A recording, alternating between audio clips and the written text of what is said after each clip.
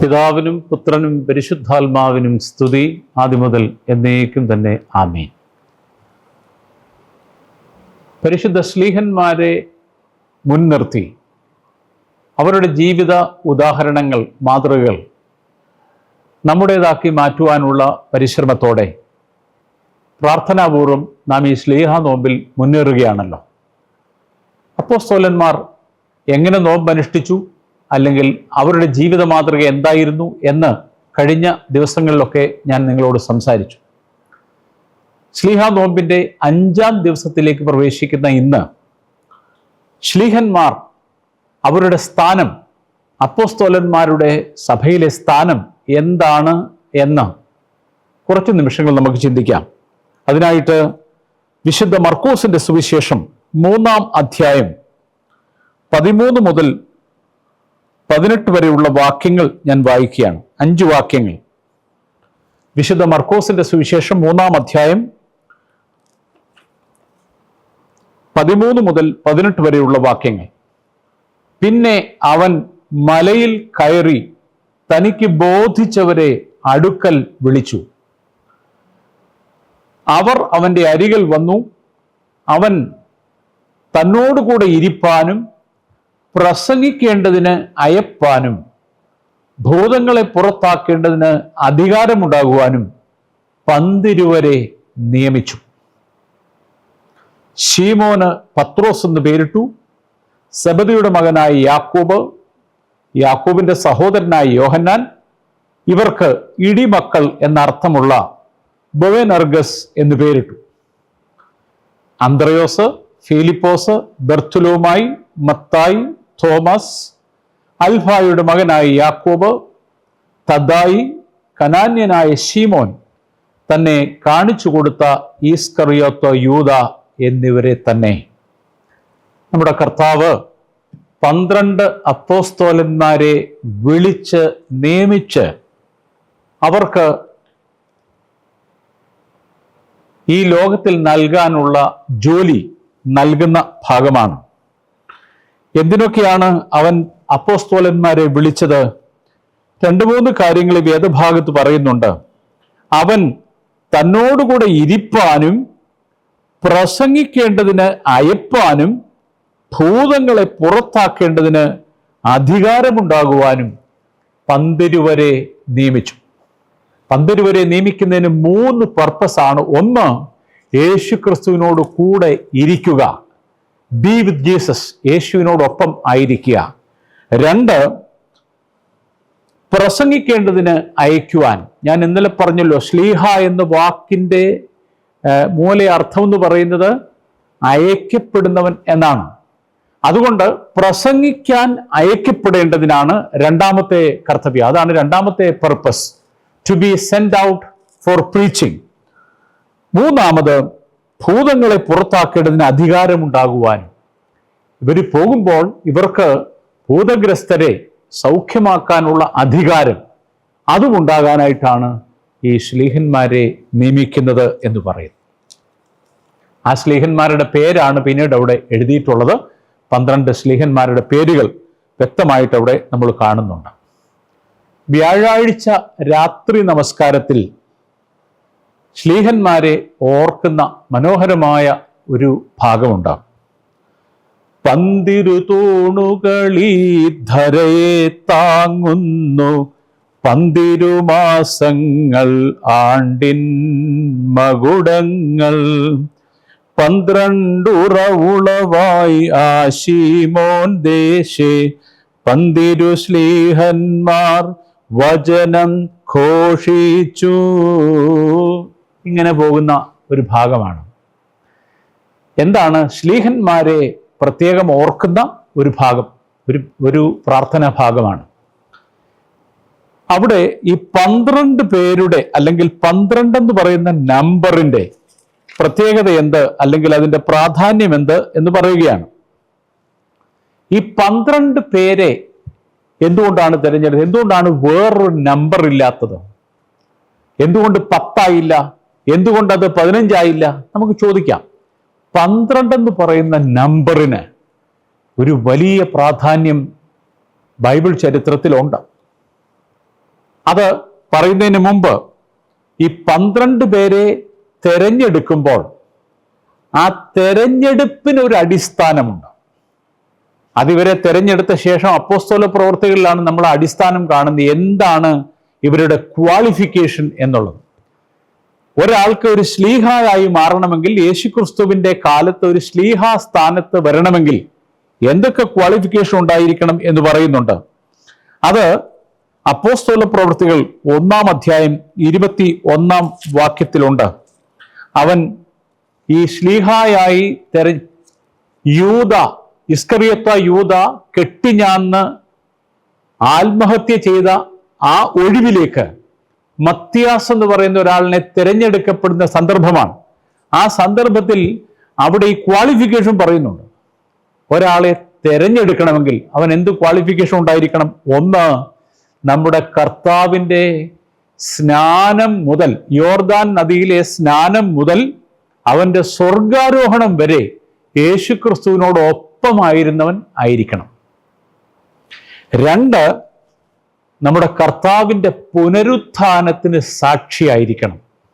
നമ്മുടെ കർത്താവ് പുനരുത്ഥാനം ചെയ്ത ശേഷം തൻ്റെ ശ്ലീഹന്മാർക്ക് പ്രത്യക്ഷനായി.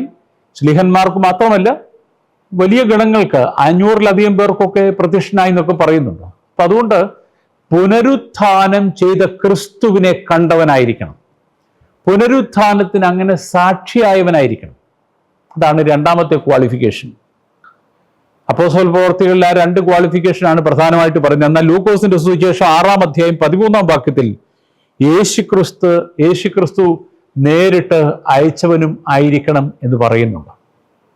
അങ്ങനെ ഒരു ശ്ലീഹായി തീരുക എന്ന് പറഞ്ഞാൽ, അല്ലെങ്കിൽ ശ്ലീഹാത്വം എന്ന വലിയ പദവി ലഭിക്കണമെങ്കിൽ ഈ 3 കാര്യങ്ങൾ ഉണ്ടായിരിക്കണം. ഏറ്റവും പ്രധാനമായിട്ട് യേശുക്രിസ്തുവിന്റെ സ്നാനം മുതൽ കർത്താവിൻ്റെ സ്വർഗാരോഹണം വരെ അവനോടൊപ്പമായിരുന്നവനായിരിക്കണം. കൂടാതെ കർത്താവിൻ്റെ പുനരുത്ഥാനത്തിന് സാക്ഷിയും ആയിരിക്കണം. അങ്ങനെയുള്ള 12 പേരെയാണ് നാം സുവിശേഷങ്ങളിൽ കണ്ടെത്തുന്നത്. ഈ 12 പേരെ നമ്മൾ കണ്ടെത്തുന്ന സുവിശേഷ ഭാഗങ്ങളിലെ അവരുടെ 12 പേരെഴുതുമ്പോൾ ഈ പറഞ്ഞ ക്വാളിഫിക്കേഷൻസ് ഒക്കെ അവരിൽ ഉണ്ടായിരുന്നു എന്ന് നമ്മൾ ഓർക്കണം. എന്തുകൊണ്ടാണ് 12 എന്ന് പറയുന്ന നമ്പർ? 12 എന്ന് പറയുന്ന നമ്പർ വേദപുസ്തകത്തിൽ അല്ലെങ്കിൽ ഇസ്രായേൽ ചരിത്രത്തിൽ വളരെയധികം പ്രാധാന്യമുള്ള ഒരു നമ്പറാണ്. 12 അപ്പോസ്തോലന്മാർ യഥാർത്ഥത്തിൽ 12 ഇസ്രായേൽ ഗോത്രങ്ങളുടെ ഒരു പൊരുളാണ്. 12 ഇസ്രായേൽ ഗോത്രങ്ങളുണ്ട്, 12 ഇസ്രായേൽ ഗോത്ര തലവന്മാരുണ്ട്. അവരുടെ പുതിയ നിയമത്തിലെ പതിപ്പുകളാണ് 12 അപ്പോസ്തോലന്മാർ. അവര് 12 തൂണുകളാണ്. ഇസ്രായേൽക്കാരുടെ അല്ലെങ്കിൽ യഹൂദന്മാരുടെ മിസ്റ്റിസിസം അനുസരിച്ച്, ന്യൂമറോളജിക്കൽ മിസ്റ്റിസിസം അനുസരിച്ച് ഈ 12 ഗോത്രത്തലവന്മാരാണ് ഈ ധരയെ മുഴുവൻ താങ്ങുന്നതെന്നാണ്. 12 തൂണുകൾ, ഈ ഭൂമിയെ താങ്ങി നിർത്തുന്ന 12 ആളുകൾ, 12 തൂണുകളാണ് എന്നവർ വിശ്വസിച്ചിരുന്നു. അപ്പോൾ പുറപ്പാട് പുസ്തകം 24-ാം അധ്യായത്തിന്റെ 4-ാം വാക്യത്തിൽ മോശ ബലിപീഠം പണിഞ്ഞ കാര്യം പ്രതിപാദിക്കുന്നു. പുറപ്പാട് പുസ്തകം 24-ാം അധ്യായത്തിന്റെ 4-ാം വാക്യത്തിൽ ആ മോശ ബലിപീഠം പണിയുമ്പോൾ അവിടെ എന്ത് ചെയ്യുന്നു? 12 തൂണുകൾ ഉപയോഗിച്ചാണ് ബലിപീഠം പണിയുന്നത്. യാഗപീഠം പണിയുന്നത് 12 തൂണുകൾ ഉപയോഗിച്ചാണ്. എന്താണ് ഈ 12 തൂണുകളുടെ സിംബലിസം? 12 ഇസ്രായേൽ ഗോത്രങ്ങളെ സിംബലൈസ് ചെയ്തുകൊണ്ടാണ് 12 തൂണുകൾ. അത് പഴയ നിയമത്തിൽ നാം കാണുമ്പോൾ, പുതിയ നിയമത്തിലേക്ക് വരുമ്പോൾ വെളിപ്പാട് പുസ്തകം 21-ാം അധ്യായത്തിന്റെ 14-ാം വാക്യം, അവിടെ പുതിയ ഇസ്രായേലാണ്. സഭയാകുന്ന, ദൈവസഭയാകുന്ന പുതിയ ഇസ്രായേലിൽ എന്ത് സംഭവിക്കുന്നു?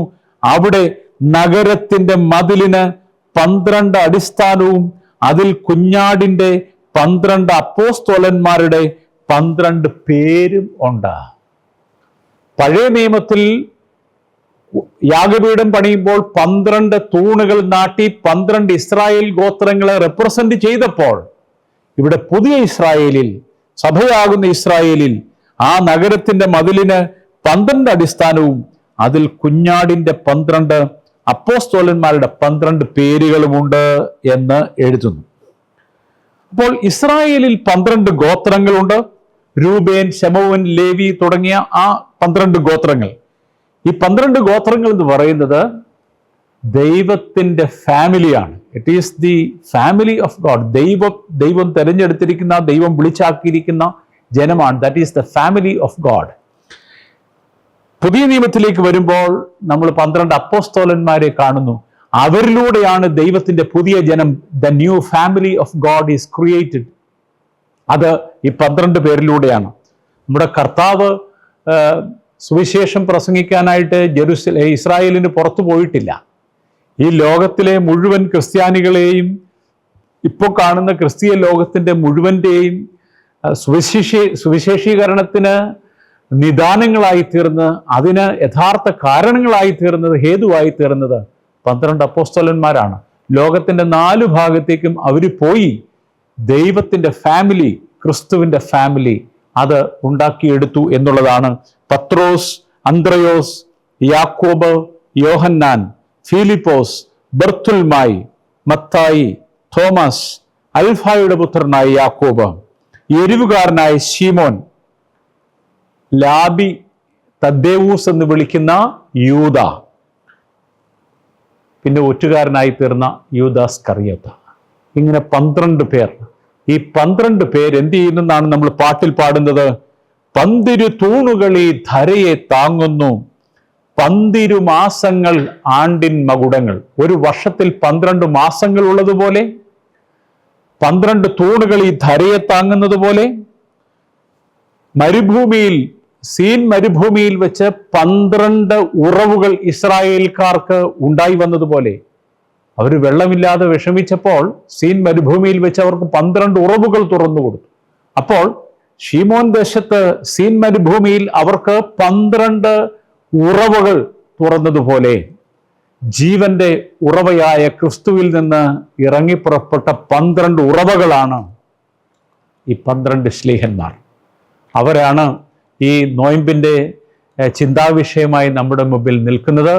ഓരോ ശ്ലീഹായും അവരവരുടെ തരത്തിൽ കഷ്ടമനുഭവിക്കുകയും അവരവരുടെ തരത്തിൽ സുവിശേഷ പ്രവർത്തനം നടത്തുകയും അങ്ങനെ നമ്മുടെ പൂർവ്വപിതാക്കന്മാരെ ഈ വിശ്വാസത്തിൻ്റെ പ്രകാശത്തിലേക്ക് കൊണ്ടുവരികയും ചെയ്തു. നമുക്ക് എല്ലാ ശ്ലീഹന്മാരെയും ഓർക്കാം. ഞാനിപ്പോൾ 12 പേരുടെയും പേരുകൾ പറഞ്ഞു.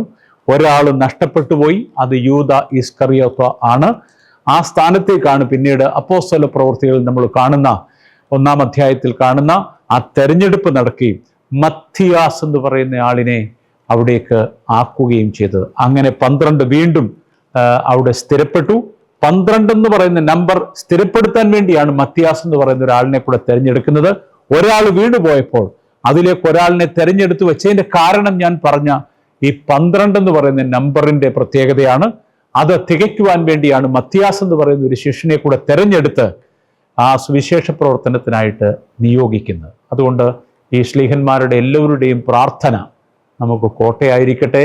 12 എന്ന് പറയുന്ന ആ സംഖ്യ 12 മാസങ്ങൾ വർഷത്തെ പരിപോഷിപ്പിക്കുന്നത് പോലെ, 12 ഉറവുകൾ സീനായ് മരുഭൂമിയിൽ ഉണ്ടായതുപോലെ, 12 തൂണുകൾ ഈ ധരയെ താങ്ങുന്നത് പോലെ 12 ശ്ലീഹന്മാർ ഈ സഭയുടെ തൂണുകളായി നിൽക്കുന്നു.